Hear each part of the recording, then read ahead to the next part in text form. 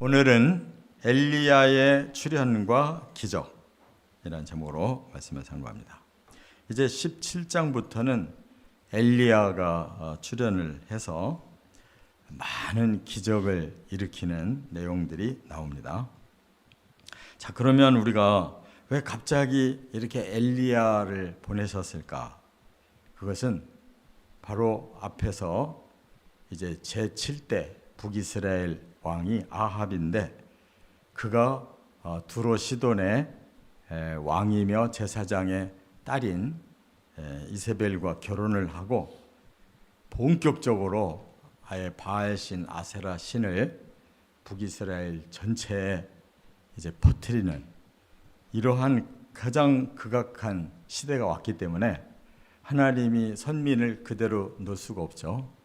그래서 이제 사람들은 그렇게 우상을 숭배하고 타락할 수밖에 없는 상황이었지만, 하나님은 그 선민을 다시 변화시키려고 엘리야를 보내신 거예요. 근데 이 엘리야는 본래가 요단 동편 사람이에요. 요단 동편 사람. 그러니까 말하자면 중심부에 있는 사람은 아닌데, 하나님이 그 소외된 지역에 엘리야를 보시고 선택해가지고 구약에 나오는 모든 선지자들의 대표, 모든 선지자들의 대표예요. 예를 들면 마태복음 17장에 보면 예수님이 변화산에서 변화가 되셨는데, 거기 좌우편에 누가 서 있었어요? 모세와 엘리야. 모세는 율법의 대표자, 엘리야는 선지자의 대표자예요. 그러니까 계시록에도 다시 나오잖아요. 두 증인이 마지막 복음을 선민한테 전할 때 그들이 누구예요? 바로 모세와 엘리야가 다시 나타나서 마지막 선민에게 그 복음 언약을 믿으라고 전하는 거란 말이에요. 그러니까 성경은 이렇게 중요한 핵심이 흐르고 있는 그 중심부에 선지자로서, 선지자가 본격적으로 출발하는 시대의 대표가 됐단 말이에요. 그래서 북이스라엘의 아합과 이세벨을 이제 이기도록 이렇게 하신 거예요. 자, 그런데 이제 하나님께서 북이스라엘을 변화시키기 위해 하신 일이 뭐냐? 이제 기근이라는 아주 무서운 그런 재앙이 쏟아졌어요.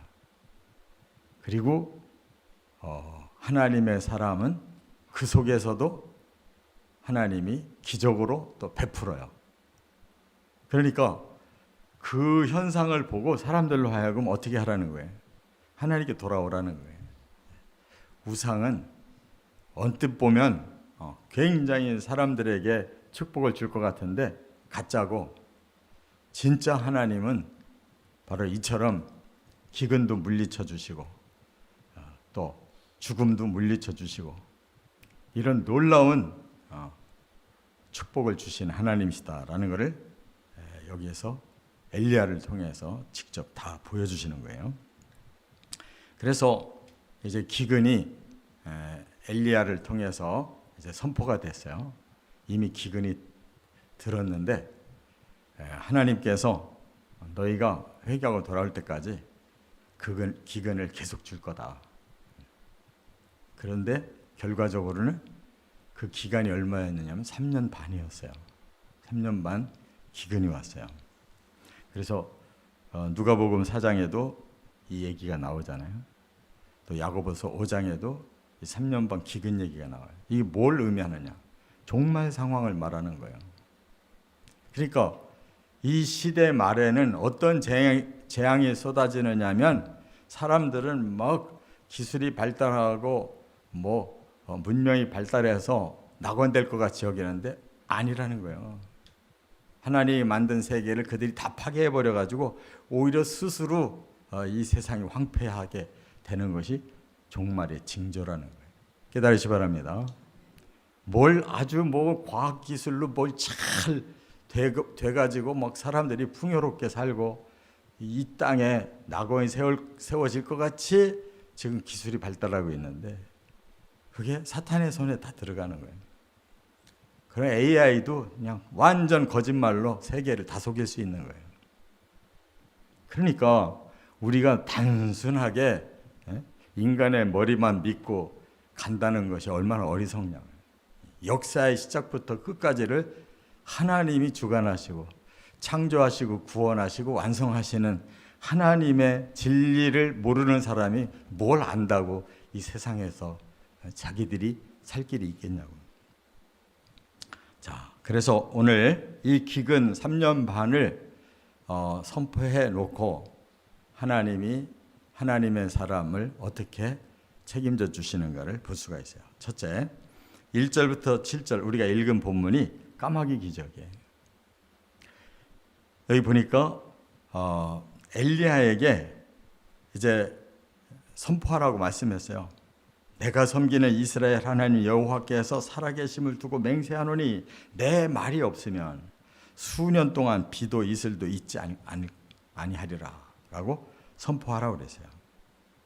그러니까 이것은 아합 왕과 이세벨을 따라서 북이스라엘 백성들이 이렇게 우상천지를 만든 것에 대해서 하나님이 재앙을 내리신다는 거예요. 이 재앙이라고 하는 것은 용서할 수 없는 거예요.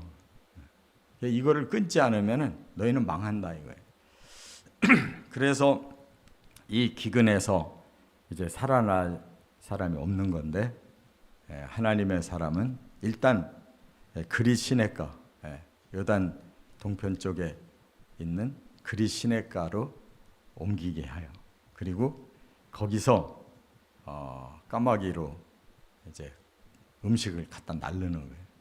그리 시냇가의 물을 마시면서 이렇게 하나님이 하신 것은 우리가 생각하면 이거 뭐 무슨 뚱딴지 같은 그런 아이들 무슨 동화 같은 얘기를 하냐 그러는데 사람의 생명을 스스로 살릴 수 없을 때 하나님은 자연 이적을 통해 우리에게 주시잖아요. 예수님도 그 3년 공생애 동안에 하신 게 다 자연 이적이에요. 그렇잖아요. 또 3마리 물고기 5개 떡 가지고 2마리 물고기 오병이어 기적을 일으키니까 사람들이 그 자리에서 수천 명이 먹고 남았다는 거잖아요. 그 뭘 말하는 거냐? 복음은 이렇게 사람 살리는 거다. 이런 기적이 그냥 우리가 사람의 그 지식으로 보면 야 이거 뭐 무슨 아이들한테 동화를 읽어주는 것처럼 어이없는 기적이구나 하는데 하나님은 그것이 진심이에요. 얼마든지 하실 수 있고 악한 자들에게는 그들에게 재앙을 내리지만 하나님의 의로운 사람들에게는 그것을 얼마든지 넘어설 수 있는 구원의 은혜를 주시는 것이다 그 말이에요. 그래서 이렇게 먹을 것을 6개월 동안 주셨는데 더 이상 시냇물이 말라버려 가지고 먹을 수가 없게 된 거예요. 항상 하나님은 창조주시기 때문에 사람을 위해서는 못할 일이 없으시고 특별히 하나님의 사람에게는 하나님이 먹여가면서 일하시지 버리시는 법은 절대 없다는 거 깨달으시기 바랍니다. 두 번째 8절부터 16절에 보면 밀가루통과 기름병의 기적을 주셨어요. 이렇게 이제 더 이상 살 수 없는 조건이 되니까 하나님이 엘리야를 국경 밖으로 저 두로 시돈 쪽으로 옮겨요. 해외로 가게 했어요. 딴 나라로. 거기에 시돈의 사르밧이라는 곳에 한 과부 집으로 가라는 거예요. 그 집의 상황이 어땠느냐? 그 집도 이제 더 이상 살 수가 없게 떡 한 쪼가리 기름에 구워가지고 먹으면 이 과부와 아들, 독자 아들이 먹고 죽을 수밖에 없는 그 마지막 상황이었어요. 근데 하필이면 어떻게 외국에 이방 여자의 그 집도 죽을 수밖에 없는 상황인데 왜 보냈느냐? 함께 살리려고. 하나님은 선민도 살려야 되지만 이방인도 살려야 되는 거예요. 그 시대에 선민들은 자기들만 그냥 하나님이 특별한 축복을 했다고 했는데 지금 재앙을 맞아 죽게 생겼는데 오히려 이방인은 살리는 역사가 일어나는 거예요. 다 복음입니다. 아무렇게나 하나님이 하시는 게 아니에요. 이방인까지도 하나님의 복음 안으로 들어오면 살린다는 거예요. 그래서 엘리야가 한 말이 뭐예요? 그 떡 먼저 나에게 해줘라. 그러면 그 다음부터 기적이 일어나는데 밀가루며 또 기름이 떨어지지 않는다. 그러면 너와 내가 함께 계속 먹고 살 거다. 그런데 사람의 머리는 뭐예요? 이거 하나 남았는데 이거 주면은 나는 더 빨리 죽고, 그런 일을 사람들이 이기적인 생각으로 할 수가 없잖아요. 한 번 먹더라도 내가 먹고 죽어야지 남 주고 내가 먼저 죽을 수 없잖아요. 그런데 그 여인이 영감이 생기는 거예요. 이 선지자의 말을 받아들였어요. 내가 그렇게 하겠습니다. 왜? 믿어지니까 하지. 그게 사기꾼의 말이라고 생각하면 하겠냐고요. 그러니까 하나님이 그 시간에 그 이방 여인을 구원하려고 은혜를 주시는 거예요. 뭔가 영감이 느껴지는 거지. 그래서 순종했더니 정말로 밀가루 통이 떨어지지 않고 기름통이 떨어지지 않고 계속 먹고 사는 거란 말이에요. 할렐루야. 하나님의 방법이어야 되는 거예요. 하나님의 방법. 사람의 방법은 다 끊어져도 거기서부터 하나님의 방법은 나타나는 거예요. 모세와 백성들이 가나안 땅을 향해서 광야로 나왔는데 광야로 나오자마자 제일 걱정이 뭐였어요? 먹을 물이 없는 거예요. 또 준비해온 음식 다 떨어지니까 보름 후부터는 먹을 게 없는 거예요. 그런데 하나님이 하늘에서 만나를 내리시고 바위에서 물을 내시니까 간단히 해결되잖아요. 자연을 만드신 하나님이 그걸 못 하시겠냐고요.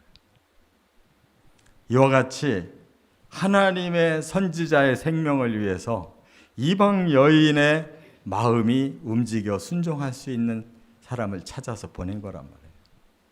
비록 그가 이방 여자고 가난한 과부고 그렇게 마지막 죽을 수밖에 없는 상황인데 오히려 그 여인의 마음에는 이렇게 믿음이 생겨서 엘리야를 도와주게 했고 함께 살게 했다는 거예요.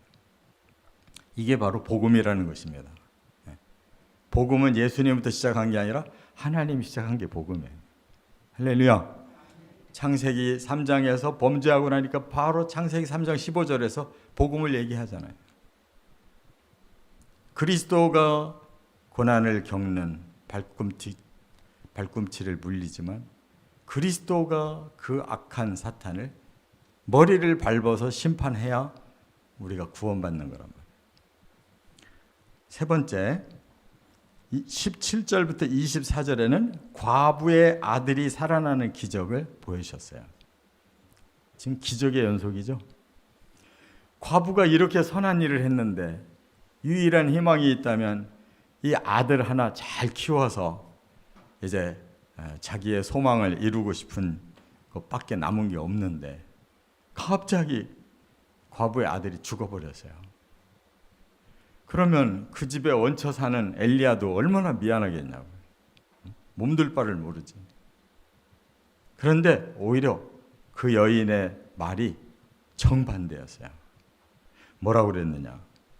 어째 내 자식이 죽음으로 내 죄가 생각나게 왜 했습니까? 그 말이에요. 그 뭔 뜻이냐. 내 아들이 당신 때문에 죽은 게 아니라 내 죄 때문에 죽었는데 바로 이 죽음 앞에 이 여인은 더 한 발짝 나가는 거예요. 복음 앞으로 한 발짝 나가요. 자기 죄를 고발하고 있는 거예요. 내 아들이 죽은 것이 내 탓이다. 내가 죄를 졌는데 선지자 앞에서 너무나 양심적인 마음을 가지고 고백하고 있는 거예요. 그래서 탄식하니까 뭐라고 그랬어요? 엘리야가 그 아이를 내게 맡겨라. 그리고 그 아이 위에 올라가서 3차례를 기도했어요. 죽은 아이의 몸을 함께 맞대고 3차례 기도했다고. 그랬더니 살아났어요. 그럼 이런 것도 다 이거 뭐 너무 조작된 거 아니야? 이런 생각이 들잖아요. 이게 영적의 비밀이에요. 영적인 비밀. 어떻게 죽은 애가 엘리야가 그 몸 위에 함께 붙어서 3번 기도했더니 살아났냐? 예수님이 그렇게 하신 거예요. 예수님 십자가를 앞두고 겟세마네 동산에서 어떻게 했어요? 땅에 엎드려서 3차례나 하나님, 내가 이 십자가를 져야 됩니까? 할 수만 있으면 지나갈 수 있게 해주십시오. 그런데 예수님 사명은 지나갈 수 없는 거예요. 자신이 죽어야 되는 거예요. 3차례를 그렇게 결단하고 나서 사람들은 살리고 자신은 죽었잖아요. 바로 지금 엘리야가 그 심정이에요. 자기를 도와준 이 여인의 아들이 죽었어요. 얼마나 그 마음이 엘리야도 애석하겠냐고. 그 죽은 아들을 위해 하나님 이 아들을 살려주십시오. 대신 저를 죽여주십시오. 엘리야는 이렇게 복음의 예표로 쓰임받은 사람이에요. 예수 그리스도의 예표로 쓰임받은 사람이에요. 이건 퍼포먼스가 아니라 신앙 고백인 것입니다. 내가 죽어야 다른 사람 살리는 거예요. 내가 살으려고 그러면 다른 사람이 죽는 거예요. 헌신도 안 하는 사람들이 어쩌고 저쩌고 하는 말은 다 소용이 없어요. 그냥 조용히 하나님 앞에 자신을 죽여가며 헌신하는 사람을 통해서 사람을 살리는 거예요. 깨달으시 바랍니다. 뭘 드러난 사람이 뭘 대단한 일을 하는 거예요. 자기를 죽이는 사람이 대단한 일을 하는 거예요. 자기를 낮추는 사람이 대단한 일을 하는 거예요. 그게 바로 예수님이 하신 일이에요. 예수님은 자신을 선전하지 않았어요. 사람들이 이해를 못해도 그냥 침묵하시고 굳이 그런 것을 따지지 않고 묵묵히 십자가의 길을 가시니까 그 기도를 들으신 하나님은 인류를 살려내셨잖아요. 이와 같이 우리는 과부의 고백대로 그 기적을 보고 당신은 하나님의 사람이요, 당신의 입에 있는 여호와의 말씀이 진실한 줄 아노라. 그 체험을 하고 나서 당신은 하나님의 사람입니다. 당신의 입에 있는 여호와의 말씀은 진실입니다. 한 가정 구원했잖아요. 부활의 예표를 이 집에 보여주셨잖아요. 죽었는데 어떻게 살아나냐고. 이처럼 이 본문에는 그냥 복음이 철철 넘치는 거예요. 그 시대에 부활이 어디 있어요? 예수님이 이렇게 부활을 우리에게 언약하신 것을 이미 구약 시대에도 살리는 역사가 있었단 말이에요. 이처럼 우리는 복음의 말씀 앞에 내 죄를 사함받고 부활을 체험하고 하나님의 나라에까지 가는 저와 여러분 되시기를 주의 이름으로 축원합니다.